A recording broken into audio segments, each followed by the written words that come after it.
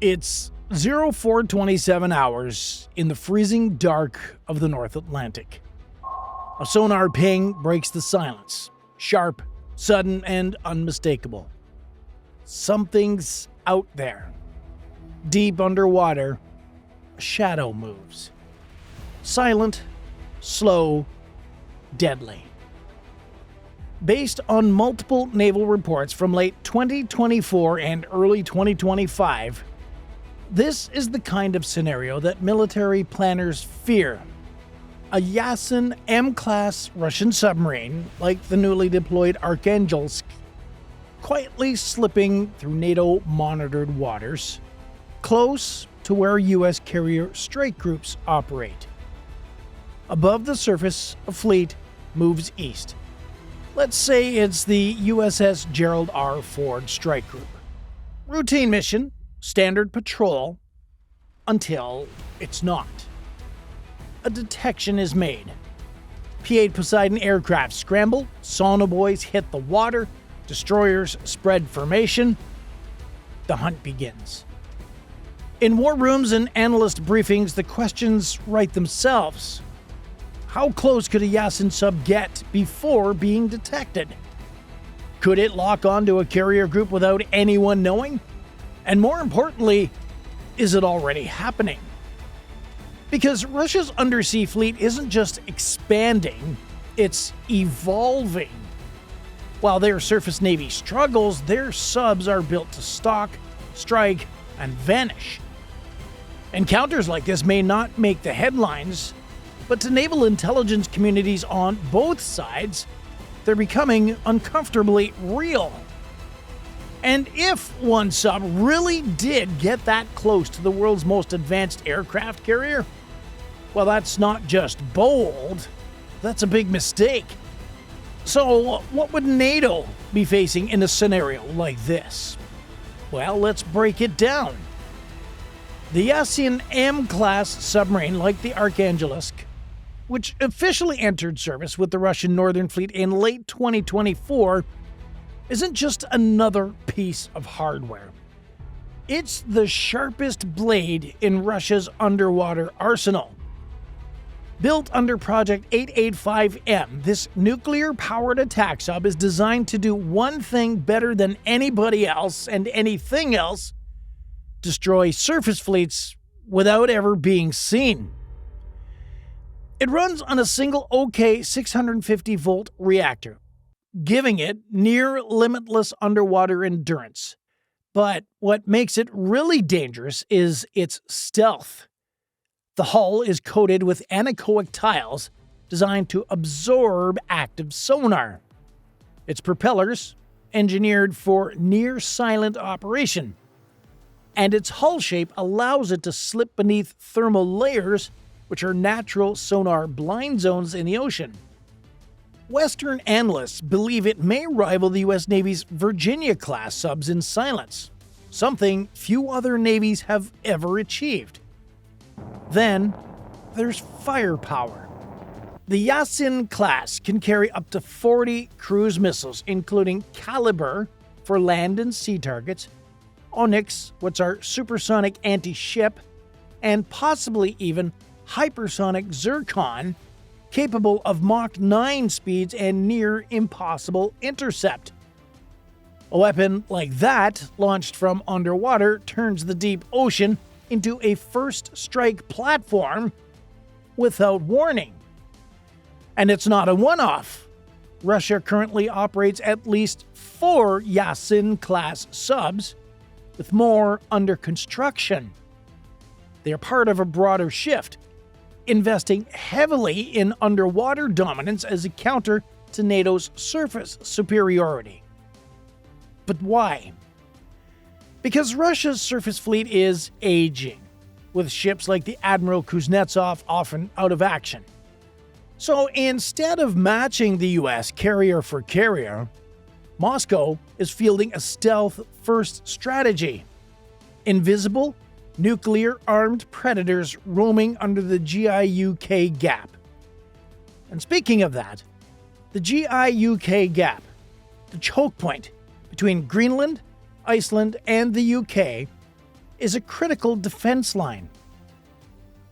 If Russian submarines can make it through undetected, NATO's entire Atlantic logistics chain becomes vulnerable. This is why every possible incursion, real or simulated, triggers a serious military response. Because if one sub gets through, what happens when 6 do? This isn't Cold War nostalgia. This is today's underwater reality. Scenarios involving Russian Yasen-class submarines operating near NATO carrier groups aren't just military fiction. They are what naval planners train for constantly. That's why NATO treats every sonar anomaly in the North Atlantic with serious urgency. If a Yasen-class submarine like the Arkhangelsk were detected while operating near the GI-UK gap, the response would be immediate and layered. The first tool in the toolbox, the P-8 Poseidon, America's flying submarine hunter. This aircraft carries advanced magnetic anomaly detectors, thermal sensors, radar, and most importantly, sonobuoys. These are small floating sonar pods dropped in patterns to cover vast sections of ocean. They listen for abnormal acoustic signatures, anything that doesn't belong in the underwater environment. Detection doesn't stay secret for long. NATO destroyers would then break formation and expand their sonar net. Norwegian and British frigates, often operating in the region, would move in to support. Dutch or Canadian helicopters might deploy from support vessels, dipping active sonar into the sea. It's called ASW, anti-submarine warfare. And today, it's part machine learning, part intuition, and all pressure. Because modern attack submarines like the Yasen class are not easy to find. No periscope, no bubbles, no surface trace. Just a needle in an acoustic haystack that's actively hiding. Over the past few years, NATO has stepped up its anti-submarine capabilities dramatically. Countries like Sweden, the UK, and France now share sonar profiles in real-time tracking data. Joint exercises simulate complex underwater scenarios, including the simulated detection of stealth subs in Arctic conditions. In early 2025, naval forces participated in exercises like Nordic Edge, focusing on underwater threats near the GI-UK gap. While no confirmed confrontation with Russian submarines occurred, military analysts say these drills are designed for exactly that kind of threat. So, if a sub like the Arkhangelsk were to operate in these waters during live exercise, it wouldn't find an easy path in. It would find a kill box, sonar from above, drones from orbit, helicopters hovering, torpedoes ready but not fired, and the message would be, "We see you." And in this underwater chess match, that's the first and sometimes the final move. Now let's imagine this. It's 0330 hours, somewhere north of the Faroe Islands. The ocean is black, the air is frozen, and beneath the waves, 300 meters down, a nuclear-powered Russian submarine creeps forward. This isn't a Hollywood movie. It's the kind of real-world scenario that NATO trains for regularly. Let's say it's the Arkhangelsk, one of Russia's newest Yasen-class subs. It's running silent, passive sonar only, and suddenly contact. 4 escorts, 1 large vessel. That's a U.S. carrier strike group. In this simulated confrontation, the sub's crew begins calculating. No need to surface, no comms, just a targeting solution, locked in silently. On paper, they've just scored a kill on the world's most advanced warship. But there's a catch. The strike group is not flying blind. Above, a U.S. Arleigh Burke-class destroyer, like let's say the USS Gravely, is already on edge. Its sonar operators pick up a faint anomaly. Too faint for confirmation, but too sharp to ignore.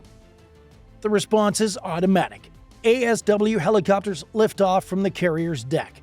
They drop dipping sonar arrays into the sea, sweeping for subsurface targets. P-8 Poseidons tighten their patrol radius, laying out a net of sonobuoys. Electronic warfare systems across multiple ships then begin scanning for digital emissions. Tiny giveaways. This is a classic NATO move, a multi-layered response designed to isolate and pin any sub-threat. For the hypothetical sub-commander, things get very real very fast. A pair of MH-60R Seahawks approach. Torpedoes armed but unfired. They drop sonar decoys and flood the area with high-frequency pings. Translation: we know you're here. In a real conflict, this would be the point of no return. One misread sonar ping, one launch interpreted as hostile, and an escalation becomes inevitable. But in this simulated scenario, the Russian sub begins a quiet retreat. No missiles fired, no hostilities, just pressure and withdrawal. To naval analysts, this isn't just wargaming, it's a reminder that modern naval confrontations can unfold silently, without warning, and end before the public even knows they happened. And it also proves something else. Submarines like the Yasen-M class can get close. Dangerously close. But when they do, they'll find that NATO is ready, watching, and willing to respond without blinking. Encounters like these may never make the news, but rest assured, underneath the waves, they're happening more than we think.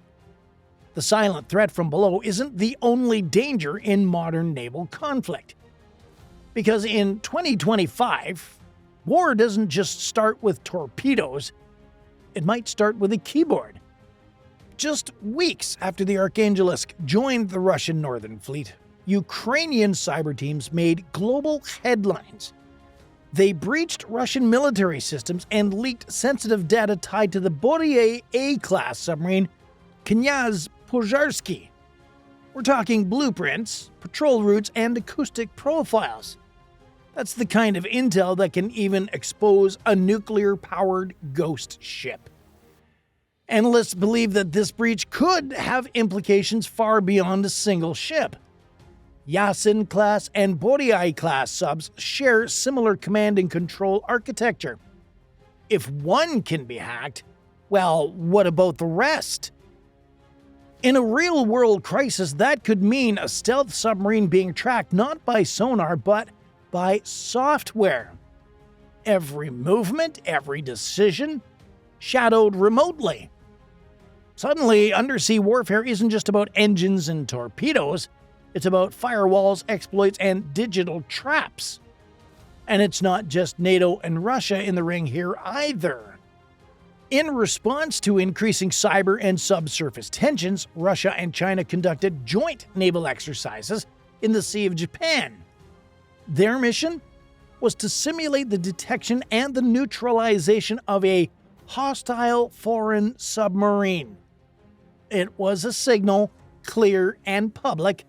Meanwhile, Western powers weren't idle. Though not officially confirmed, multiple media outlets reported the sudden deployment of 2 U.S. Ohio-class submarines, each armed with over 150 Tomahawk cruise missiles, to undisclosed locations. A quiet move, but a loud message. We're watching too. This emerging battlefield where sonar meets servers is what military planners now call hybrid undersea conflict. It blends stealth tech, cyber tools, and old-school brinkmanship. And the line between training and tension is thinner than ever. To understand just how close things can get at sea, you don't have to imagine it, but you can look back. March 21st, 1984. Night falls over the Pacific Ocean. The U.S. aircraft carrier USS Kitty Hawk is cruising at full speed off Japan's coast. Unseen below, a Soviet submarine. K-314. At 3:21 a.m., without warning, the sub surfaces directly in front of the carrier's bow. There's no time to avoid it. Collision. K-314 is torn through its sail and periscope. The Kitty Hawk is scraped but afloat. No casualties, no torpedoes fired. But here's the chilling fact. The K-314 was armed with nuclear weapons.